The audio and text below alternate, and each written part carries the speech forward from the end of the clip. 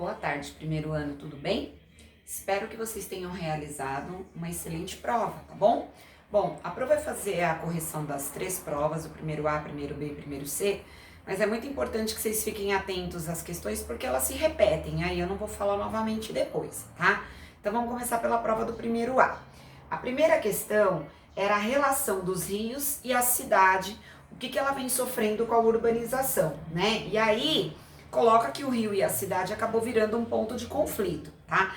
Então eu peço para vocês apontarem dois fatores que mostram um conflito entre a urbanização e a presença dos rios, certo? Tem a ver, né, gente, com o vídeo Entre Rios, né, com a urbanização. A gente falou de São Paulo, mas são temas importantes entre o rio e a urbanização. Então o que vocês poderiam colocar?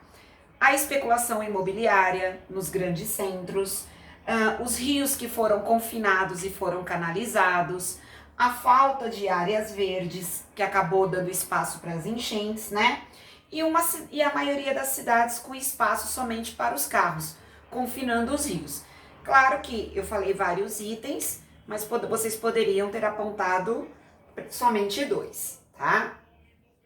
Na questão número 2, era uma questão sobre as ilhas de calor, né? Então tinha duas imagens. Uma imagem, né, sobre o aumento da temperatura nos centros urbanos e uma imagem que era a partir da imagem 2, vocês deveriam explicar o que são essas ilhas de calor, tá? Então, os raios solares, pessoal, quando eles refletem em áreas verdes, eles fazem um processo de absorção desses raios solares e voltam para a atmosfera mais equilibrados.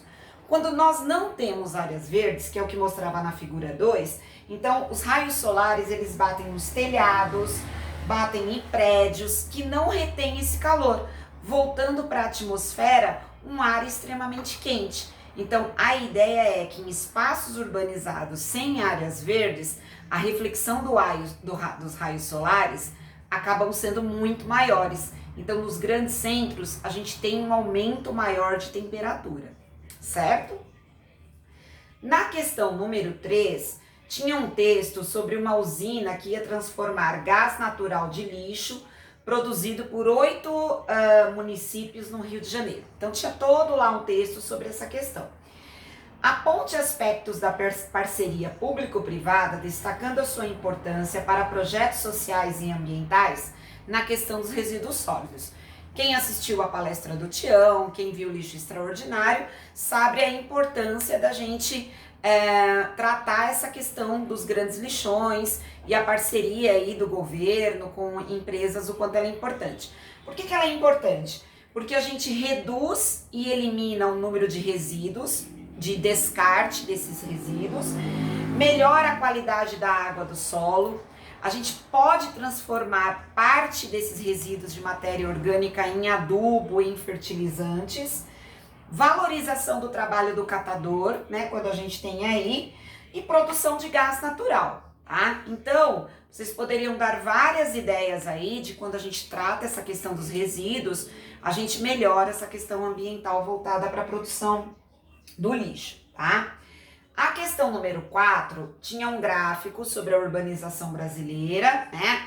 E a gente deveria apontar quais os motivos que levaram à migração, o êxodo rural, no caso do Brasil, tá? Então vocês deveriam colocar a questão da industrialização nos grandes centros, né? Então foi um motivo de atração, principalmente nas grandes capitais no Brasil. A segunda foi a questão da concentração de terra no campo. Então nós não temos um programa de reforma agrária no Brasil, um programa muito pequeno de reforma agrária, o que faz com que esses trabalhadores venham para os grandes centros, né? A gente tem aí. E a mecanização do campo, né, pessoal?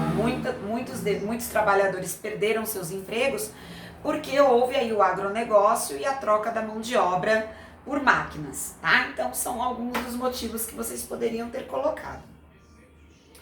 E na questão número 5, né, tá falando sobre a questão de como temos a segregação espacial nas grandes cidades no Brasil, por que isso ocorre, né? Então, tá colocando aqui que a questão do contingente populacional, da urbanização, não veio acompanhada de direitos urbanísticos para todos, né? Por isso, o que ocorre nas grandes metrópoles, né? Então a gente falou muito sobre isso. a cidade como mercado, então os espaços foram muito valorizados, não são todas as pessoas que conseguem pagar por esses espaços com infraestrutura, especulação imobiliária, dependendo do lugar que você está nos grandes centros, esses espaços tornam-se muito caros, né? Visível para grandes empreendimentos, shopping centers, grandes empresas, grandes escritórios. A segregação espacial, né, gente? A população mais pobre acabou indo para as áreas periféricas sem infraestrutura de saúde, coleta de lixo, saneamento básico, o que causa, né, nesses grandes centros, o que a gente chamaria de desigualdade social. Ok, pessoal? Essa foi a questão, tá? As questões do primeiro A. Agora a gente vai para o primeiro B, tá bom?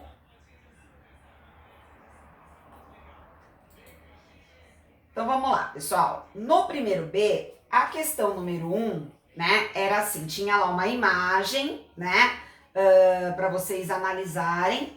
Analise as informações a seguir. A representação, que era a imagem, explica um dos desastres naturais mais comuns em áreas urbanas, as enchentes ou as inundações. Aponte uma ação do poder público e uma ação individual ou familiar que podia diminuir essa questão, né, pessoal? Então, assim, primeira coisa que os grandes centros, na hora de planejar uma cidade, deveria pensar em áreas verdes, né? Porque as áreas verdes, elas ajudam na infiltração dessa água, principalmente num país como o nosso, né, tropical, com grandes índices de chuva. Então, a infiltração dessa água impediria, né, a impermeabilização do solo. E aí, essa água teria para onde escoar, né? Não ficaria aí nos grandes centros como a gente vê. E políticas também de transporte público, né? Ajudaria bastante a gente diminuir os sistemas de rodovias, de radiais, de marginais que nós temos nas grandes cidades. Social, né, pessoal, o que a gente pode fazer são medidas simples, descartar o lixo, por exemplo, em lugar correto. A gente impediria, né, que esses entulhos, esses lixos jogados na rua, entupissem bueiros, né, acumulando uma quantidade muito grande, principalmente nos períodos de chuva, tá? Essa é a questão número 1, tá bom? Na questão número 2 é igual à prova A sobre ilhas de calor, não vou falar novamente. A questão número 3, pessoal, é também sobre a produção de resíduos, né? Fala lá um texto sobre o fechamento do lixão de Gramacho, no Rio de Janeiro, né? Tem um texto lá que fala sobre isso. E aí, assim, a gestão de resíduos sólidos em grandes cidades envolve uma complexidade de problemas, o que demanda ações eficientes por parte do poder público. Cite 4 problemas, aí a gente vai falar o problema, não a solução, né? Aos processos de coleta e descarte do lixo na região metropolitana do Rio de Janeiro. Então, quais são os problemas que a gente tem, né, gente? Contaminação dos solos, contaminação das águas subterrâneas, poluição do ar, né? Os fortes odores quando a gente tem esse descarte em lugar incorreto, transmissão de doenças, né, gente? Claro, a gente tem ali a proliferação de ratos, de moscas, né, nessas regiões. E contaminação das águas superficiais, né, gente? Os rios são contaminados, muitas vezes esses rios que desaguam em oceanos vai parar esse lixo também em áreas contaminadas, tá? Essa seria a questão 3. A questão 4 é sobre urbanização no Brasil, né? Então a Pro já falou lá atrás na questão do primeiro A. E na questão 5, pessoal, era um texto sobre o plano diretor, né? Quem faz a sequência didática vai lembrar que no livro de vocês tinha um texto só sobre o que é o plano diretor, né? Que é um instrumento de planejamento urbano, que é obrigatório as grandes cidades, né? Os municípios seguirem um plano para suas cidades, né? Então tá aqui. Destaque as diretrizes do planejamento urbano que o plano diretor pode adotar para que seja garantido o direito às cidades a todos, tá? Planejamento e futuro das cidades. Então, você não pode, o plano diretor ele vai pensar na cidade daqui 30 anos, não só as medidas tomadas no momento. Organiza crescimento e transferência, né, dessa população para os bairros adequadamente, né, não fazendo o que foi feito lá atrás, né, segregando a população. Observa o que é a ação prioritária, quais são os maiores problemas da cidade. É violência, é trânsito, é enchente. Então o plano diretor ele vai planejar as ações e organiza o mercado imobiliário, né, gente? Para a gente não ter aí essa especulação imobiliária, fazendo com que essa população mais pobre cada vez fique mais longe aí de ter os seus direitos garantidos. Certo, pessoal? Essa foi a prova do primeiro B, tudo bem? Agora a gente vai para a prova do primeiro C.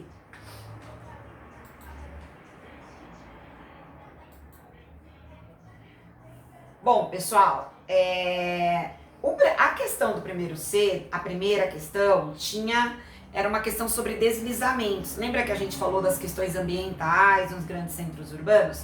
Então tem um texto lá que dava até para vocês se identificarem no texto para falar sobre esses desastres naturais. O que são os escorregamentos e as inundações mencionados no texto? Como ocorrem e por que configuram desastres naturais ao processo de urbanização. Bom, gente, nessa questão aqui do primeiro C, nas áreas inclinadas a gente tem menos infiltração da água. Por quê, né, pessoal? Como está inclinado, o que acontece? Você tem um escoamento superficial dessa água muito mais acelerado. Quando a gente tem um processo de retirada dessa vegetação, esse processo de deslizamento ele fica mais propenso ainda, né? Mais perigoso ainda acontecer. O que acontece, né, pessoal? No Brasil, nós temos ocupação desordenada. Aquela população, muitas vezes, que não tem, né, um lugar adequado, que a gente não tem um planejamento de moradias adequado, elas vão morar nessas regiões mais inclinadas.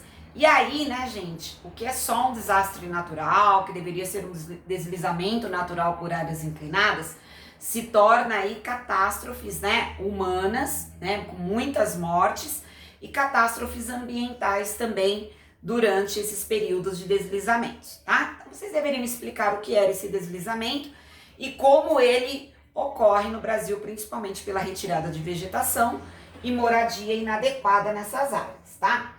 A questão número 2 era a questão das ilhas de calor, então a Pro já falou.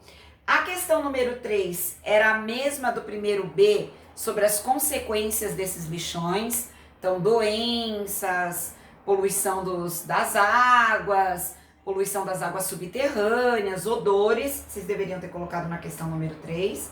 E a questão número 4, tá? As imagens acima ilustram uma contradição características de médios e grandes centros urbanos.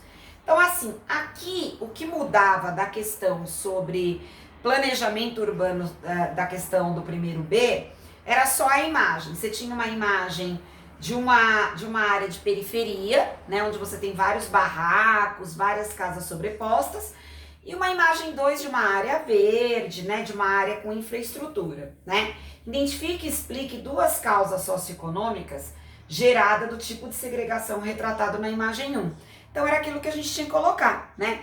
Que como há uma especulação imobiliária, como o espaço nos grandes centros no Brasil são vistos como mercado, quem não pode pagar por essa infraestrutura acaba em locais segregados, né? Então acaba morando em lugares sem infraestrutura, sem coleta de lixo, sem saneamento básico, tá? Essa era a questão número 4, muito parecida com a outra que a Pro já tinha comentado da outra prova. E a 5 era do plano diretor, que eu também já comentei lá na prova do primeiro B, certo, pessoal? Bom, essa foi a correção, qualquer dúvida a gente esclarece depois em aula, tá? Eu espero que vocês realmente tá bem em cima das nossas aulas e tenho certeza que deve ter corrido tudo bem. Grande beijo, galera!